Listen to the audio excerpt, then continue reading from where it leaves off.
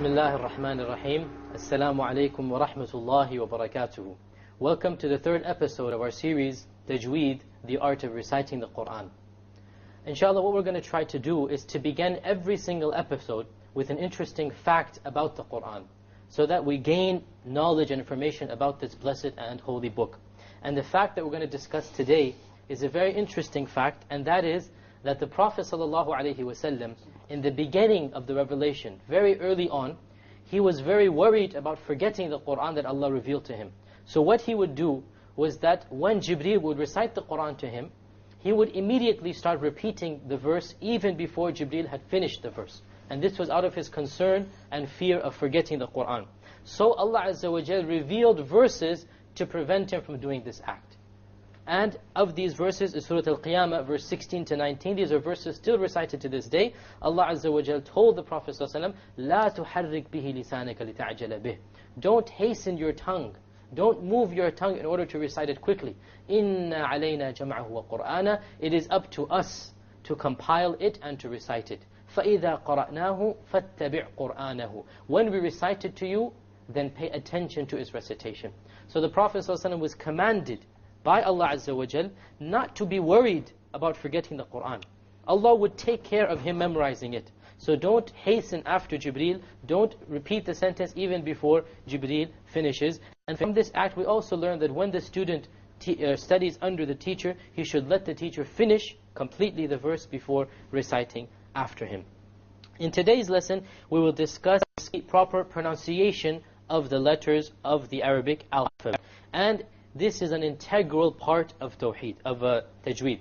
Without a doubt, the proper pronunciation of the letters is the single factor and the primary factor that differentiates a person who can recite the Quran properly from the one who cannot. This is the first thing that you notice, how he pronounces the letters. In fact, this is not just with Arabic, this is with every single language. With every single language, how do you tell a native speaker from a non-native speaker?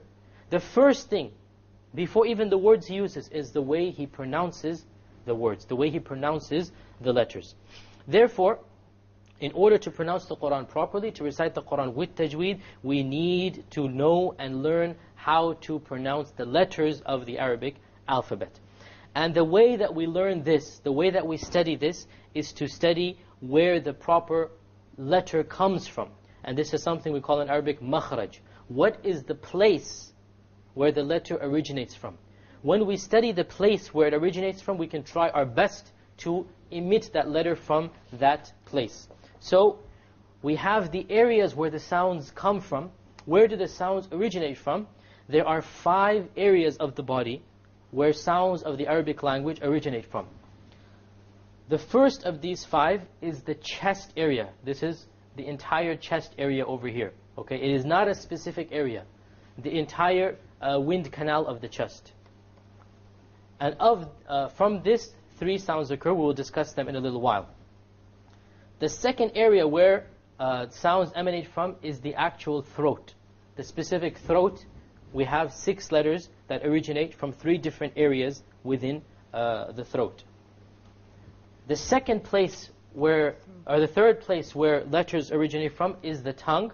And obviously the tongue is the most common place where letters originate from. And the tongue in the Arabic language, for the Arabic language, it has over 10 specific areas where the letter originates from. And this is the third of the 5. The fourth is the actual lips of a person.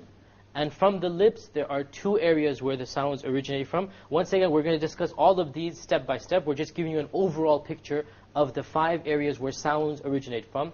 And the final area where a sound originates from in the Arabic language is the nose. And there's only one sound that comes from that, the sound of the ghunna, which we will discuss in a future episode. So these are 5 broad areas where the sounds originate from.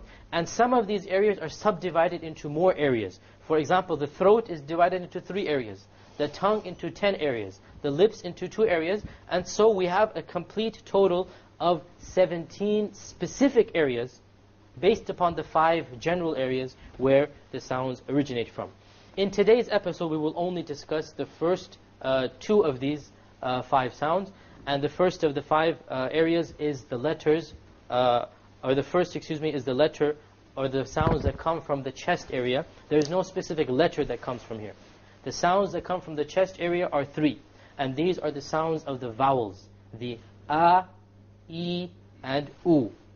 So all of us know the vowels because there are vowels in the English language as well. The sound A, not the letter, the sound. The letter is alif, but the alif with a fatha is A. And then the sound E, which is a ya with a kasra, E. And then the wa with a dhamma, U. These 3 sounds are called the sounds of mad or elongation because we make them long. Where do these come from? These come from the entire chest area. So all of you do an A. Now where does it come from? You can tell it comes from the entire chest. E. Is no specific area, it's the entire chest. U. It's the entire wind canal that is making these 3 letters of the vowel. So the first area, which is that of the entire chest area, we have 3 sounds, no specific letter, 3 sounds. And these are the sounds of the vowel letters of Arabic. There are 3 vowel letters in Arabic, the A, the E, and the U. And alhamdulillah, I think most of the Muslims can say this properly because these vowels are common in many, many languages. The second of the 5 areas, which is this slide here, are the letters of the throat. The letters of the throat. Which letters originate from the throat, this area over here, between or above the actual trachea and beneath the place where we eat our food. Within this area there are 6 letters that come, and these 6 letters are divided into 3 categories.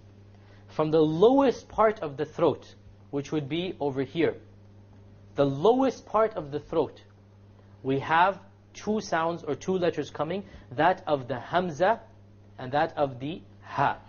Hamza, a, and the ha, ha. So the hamza, a, if you put your hand over here, this is one of the ways to figure out this, put your hand over here and say a. You find it coming right from the bottom of the throat. There is nothing below this except that it's a part of the windpipe. So the lowermost part of the throat, this is where the hamza originates from. And similarly, ha. This is where the ha comes from.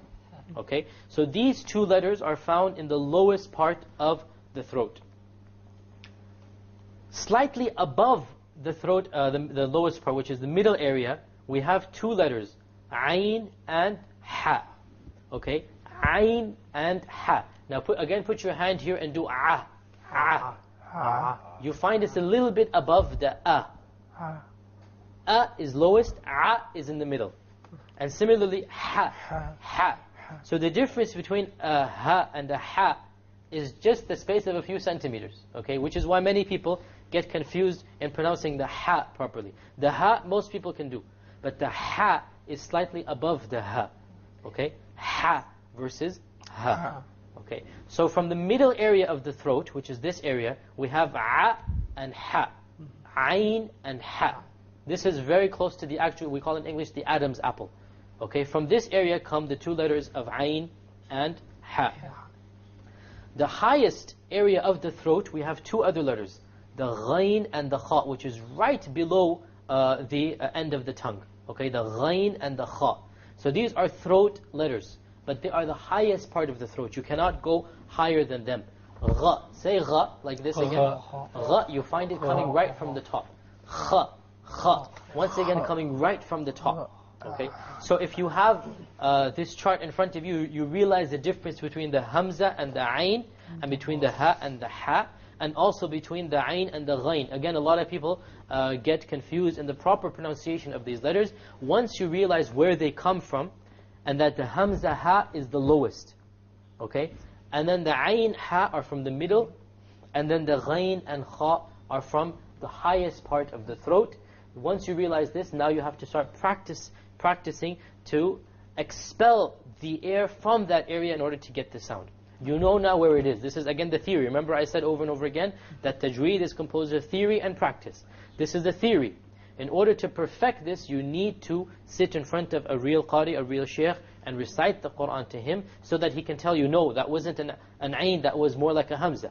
Okay, that wasn't a ha, that was more like a ha. Okay, and when you do this, then you will be able to fine-tune your Tajweed. No doubt this requires practice. Okay, but realize that anybody can pick up these pronunciations. There's a famous scholar, we quoted him before, Ibn al-Jazari. He has a poem on Tajweed, which is the standard poem on Tajweed. He says in this poem, وَلَيْسَ بَيْنَهُ وَبَيْنَ تَرْكِهِ إِلَّا رِيَاضَةُ امْرِئٍ بِفَكِّهِ.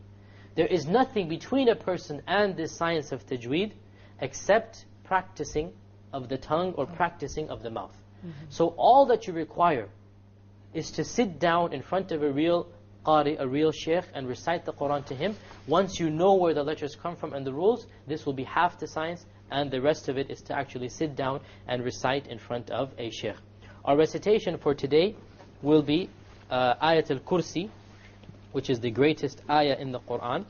As we all know, the Prophet ﷺ said this is the greatest ayah in the Quran, and the Prophet ﷺ would recite this very regularly. And Ayat al-Kursi is on the first page of the second juz, or the third juz, as you all know. Let us start. If you find it, the first page of the third juz. أعوذ بالله من الشيطان الرجيم. أعوذ بالله من الشيطان الرجيم. بسم الله الرحمن الرحيم. بسم الله الرحمن الرحيم. الله لا إله إلا هو الحي القيوم. الله لا إله إلا هو الحي القيوم. لا تأخذه سنة ولا نوم. لا تأخذه سنة ولا نوم. له ما في السماوات وما في الأرض. له ما في السماوات وما في الأرض. من ذا الذي يشفع عنده إلا بإذنه. من ذا الذي يشفع عنده إلا بإذنه. يعلم ما بين أيديهم وما خلفهم. يعلم ما بين أيديهم وما خلفهم. ولا يحيطون بشيء من علمه إلا بما شاء.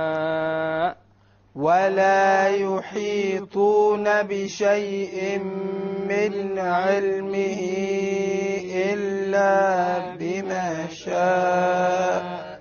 وسع كرسيه السماوات والأرض. وسع كرسيه السماوات والأرض. ولا يؤوده حفظهما. ولا يؤوده حفظهما. وهو العلي العظيم. وهو العلي العظيم. And with this we come to the conclusion of another episode of our Tajweed series. I hope to see you next time. Until then, Assalamu alaikum wa rahmatullahi wa barakatuh.